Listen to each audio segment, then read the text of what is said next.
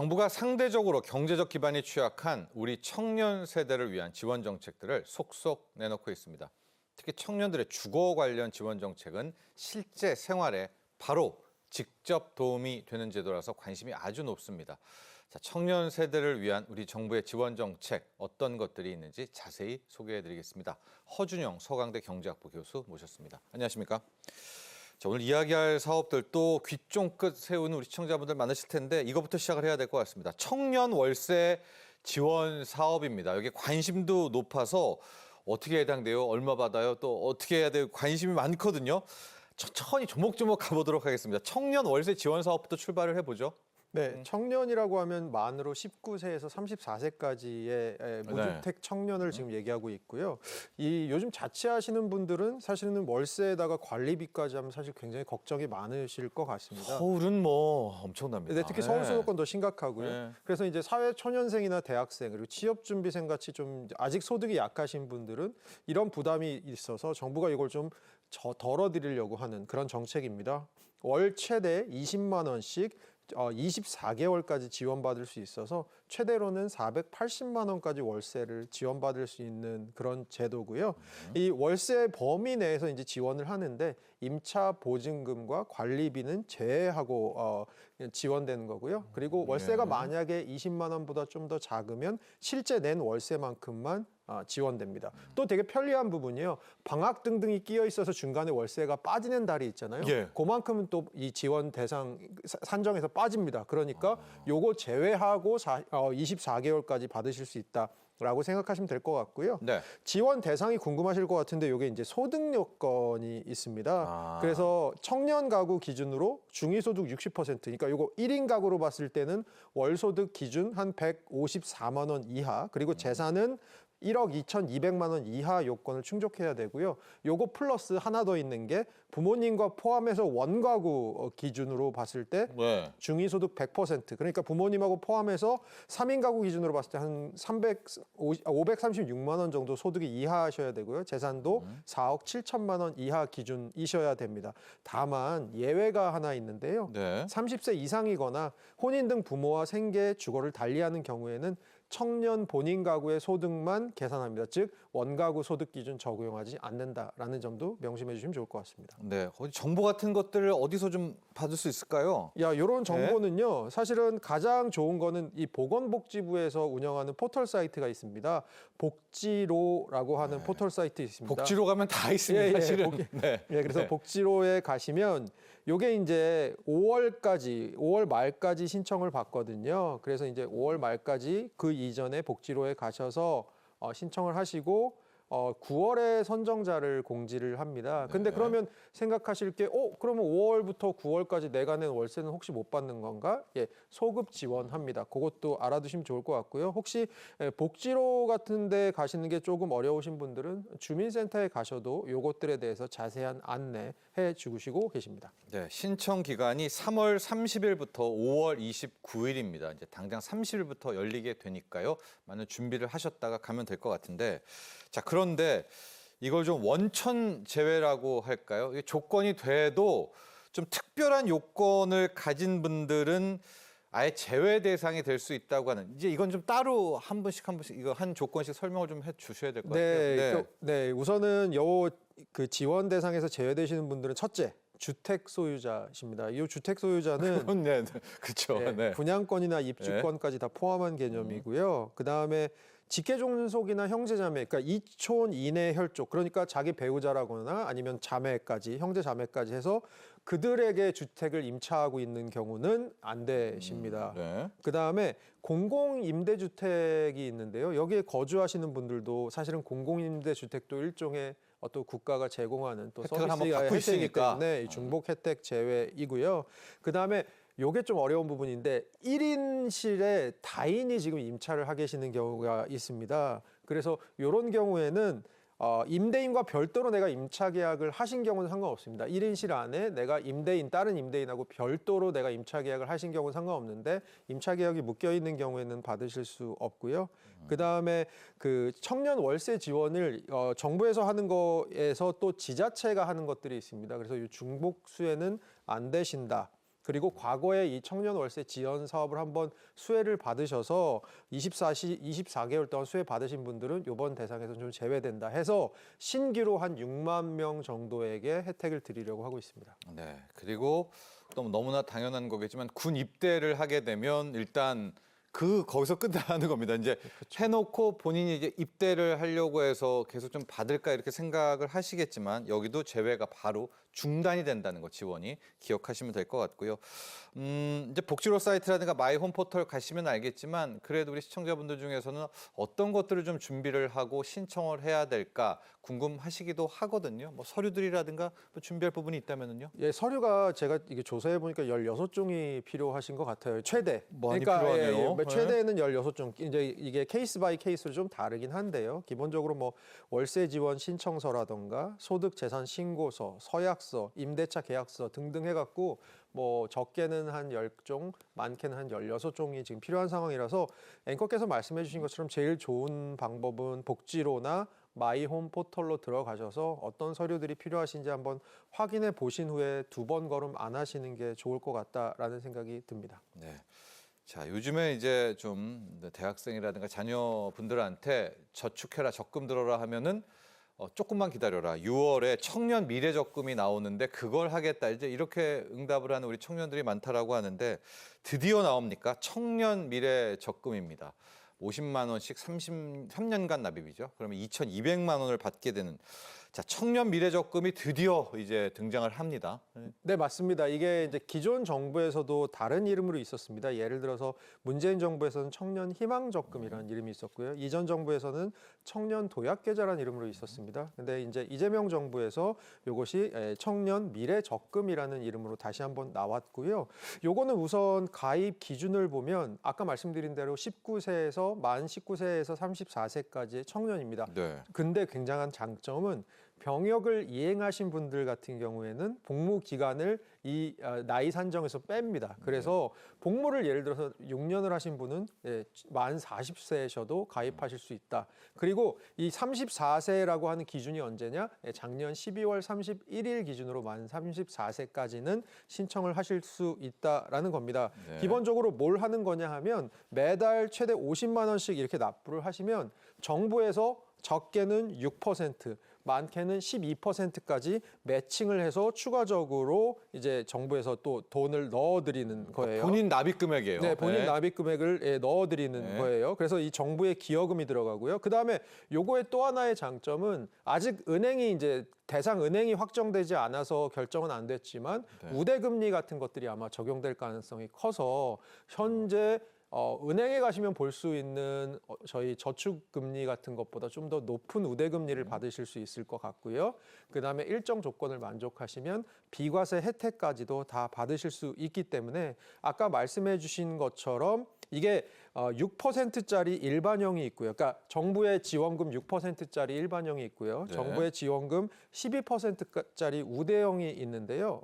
각각의 기준은 사실은 이제 그 소득 기준이 있습니다. 여기 지금 나가고 있는데요.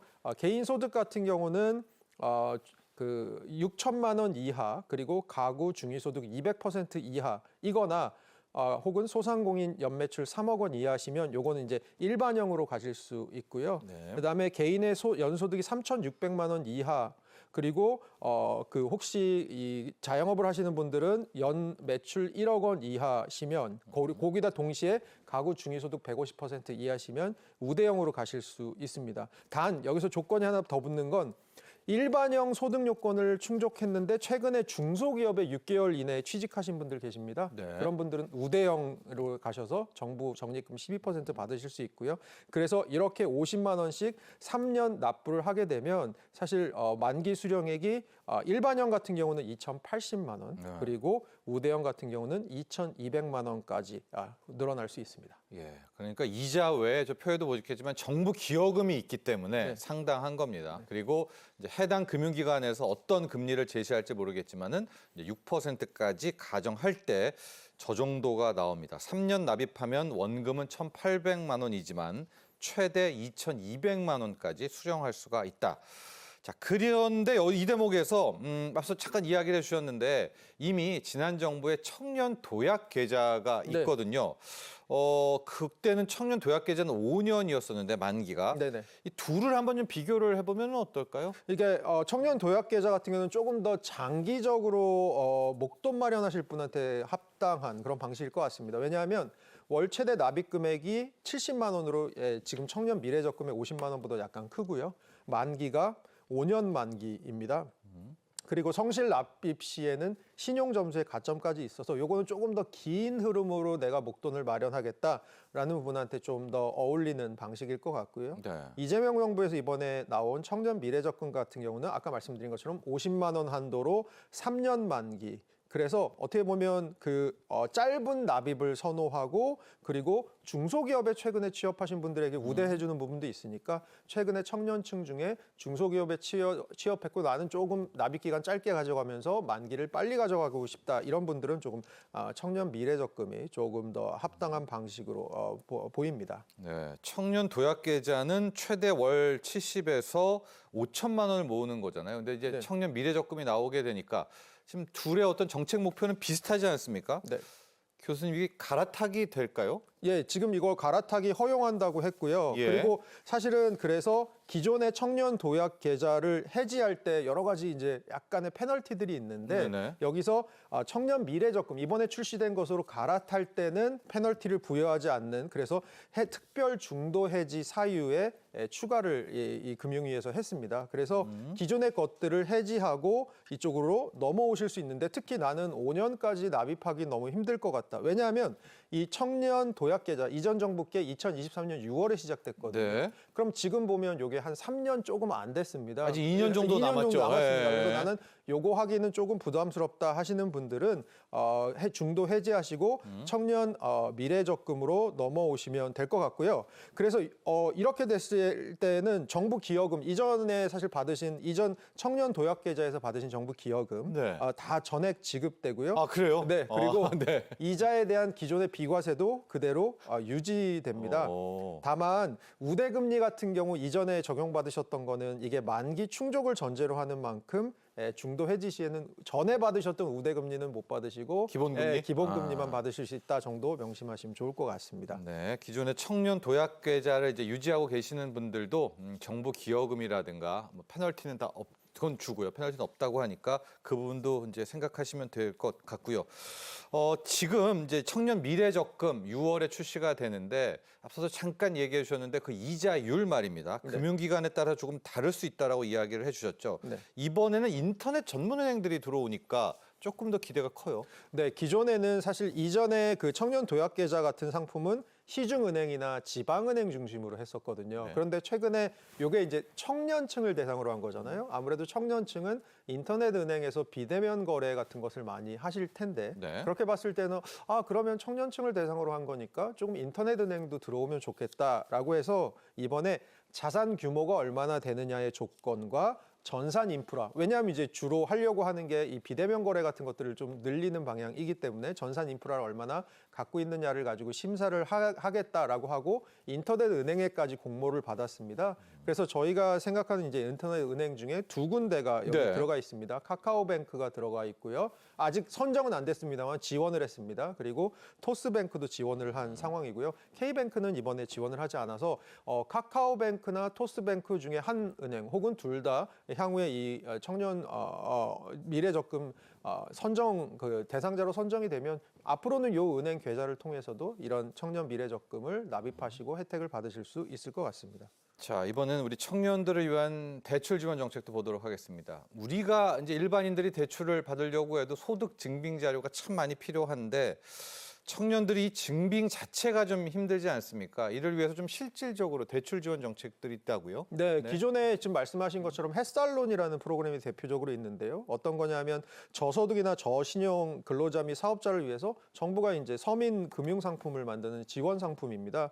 근데 이게 금융위의 이제 평가가 어떻냐면 자체 평가가 일정 부분 성과를 내긴 했는데 구조적인 한계도 좀 있는 것 같다라는 얘기를 했습니다. 어떤 한계였냐 하면 지금 말씀해 주신 것처럼 것처럼 청년층 지금 막 사회에 들어갔는데 소득 네. 증빙하기도 힘들고요. 어렵죠. 신용카드 거래 내역 같은 것도 당연히 적다 보니까 이 신용 평점 부족 같은 것으로 사실은 이 혜택을 잘 못 받는 경우도 있었습니다. 또 하나 굉장히 중요한 부분은 기존의 햇살론 같은 서민 금융 상품이 주로 지역 간 편차 문제가 좀 있었습니다. 네. 요게 서울과 경기를 합하면 전체 대금의 한 40% 넘게 서울과 경기권으로 저희가 이게 주로 나갔었거든요. 그래서 지방이 상대적으로 소외되는 그런 구조였습니다. 그래서 이번에 금융위가 하고자 하는 것은 기존의 이런 미소금융 상품이라고 부르죠. 이 미소금융 상품의 우선은 금액을 자체를 조금 늘립니다. 연간에 한 미소금융이 3천억 정도 풀렸었는데 요거를 앞으로는 한 5천억 원 정도로 확대를 하고요. 그리고 요 안에서도 청년층의 비율을 조금 늘려서 기존에 한 10%가 청년층에게 갔었는데 앞으로는 절반 정도가 청년층에게 가게 하겠다. 그래서 청년에게 공급되는 이런 정책 금융 상품, 서민 금융 상품의 규모가 연간 기존에 한 300억 원 수준에서 앞으로는 3천억 원 수준으로 한 10배 정도를 확대하겠다라는 그런 보관을 지금 내고 있습니다. 자, 저희가 앞서 올 6월부터 출시되는 청년 미래적금 이야기를 해드렸는데요. 당장 3월부터입니다. 청년들을 위한 대출 상품 4종 세트가 이제 새롭게 도입이 된다라고 합니다. 청년 미래이음 대출을 많이 들어보셨을 것 같고요. 새롭게 등장하는 우리 청년 지원 대출 4종 한번 소개해 주시죠. 네, 첫 번째는 지금 말씀해 주신 청년 미래 이음 대출이고요. 요거는 미취업 또는 취업 초기 청년에게 연 4.5% 금리로 최대 500만 원을 지원하는 그런 상품이고요. 기존에 저희가 대출을 은행에서 내준다고 했을 때는 이 대출을 해가는 사람이 얼마나 상환 능력이 있는지를 주로 봤었는데요. 이 청년 미래이음 대출은 대출 자체의 특성을 살려서 이 상환 능력보다는 자금을 어디다가 쓰려고 하는지 그리고 상환 의지가 얼마나 있는지를 보는 것이 특징입니다. 두 번째로는 청년 자영업자를 위한 미소금융도 있습니다. 요거는 운영자금 대출인데요. 이 한도가 기존에는 2천만 원이었습니다. 요거를 한도를 3천만 원으로 확대하고요. 네. 기존에는 요걸 6개월 이내에 갚았었어야 되는데 앞으로는 요거를 2년까지 거치 기간을 연장해 주는 방안 나왔습니다. 세 번째로 아까 제가 지방에 대한 방점이 좀 찍혀 있다라고 말씀드렸는데요. 기존의 지자체에서 사실은 이자 지원 같은 것들을 청년 자영업자한테 하고 있습니다. 한 뭐 2%에서 3% 하고 있는데요. 금융위에서 나서서 여기에다가 추가적으로 지방 거주 청년 자영업자에 대해서는 1%를 추가적으로 이자 지원을 해서 사실 수도권 대비 지방이 자영업하기도 좀 더 힘들고 아무래도 인구 유출도 많고 이런 동네다 보니까 그런 부분에 있어서 이자 지원을 조금 더 크게 가져가겠다. 그리고 마지막은 정책 서민금융입니다. 이건 뭐냐면 이 정책 서민금융 같은 것들 기존에 대출을 내셨다가 성실히 상환했는데도 사실은 이게 이제 제도권 금융을 이용하시기에 너무 문턱이 높으신 분들이 여전히 존재하는데요. 이런 분들을 위해서 생계 자금 대출을 연 4.5% 금리로 최대 500만 원까지 해드리겠다까지 나온 상황입니다. 저희도 이렇게 소개를 하고 언론에서 많이 소개를 하고는 있는데요. 그래도 이걸 이용 못 하시는 분들이 참 많거든요. 모르시는 분들도 많습니다.